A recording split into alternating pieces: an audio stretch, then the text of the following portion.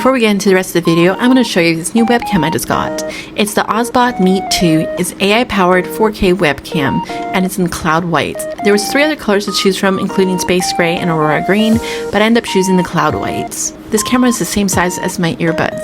It has a 4K digital zoom. The OBSBOT Meet2 also maintains a sharp focus whether you're moving around the room or presenting a specific subject. If you're doing short forms like Instagram or even YouTube Shorts, so you could quickly invert it whether you're doing landscape or if you want portrait. Also, it could film in low light without any noise. I turned off almost all my lights on my setup and it still was able to capture me very clear. Even my plushy Minecraft cat, you were able to see all the details super clear and super crisp, even though I have low light. It also has an auto framing and it also has auto tracking, so whether I'm moving around my room, the camera still captures me in the frames. High resolutions up to 4K and 30 FPS, and it could shoot 1080p in 60 FPS. Meet2 also has magnetic privacy cover, which is great, so anytime you're like at some sort of Zoom meeting or for whatever you want to, just cover your camera to make sure it doesn't turn on.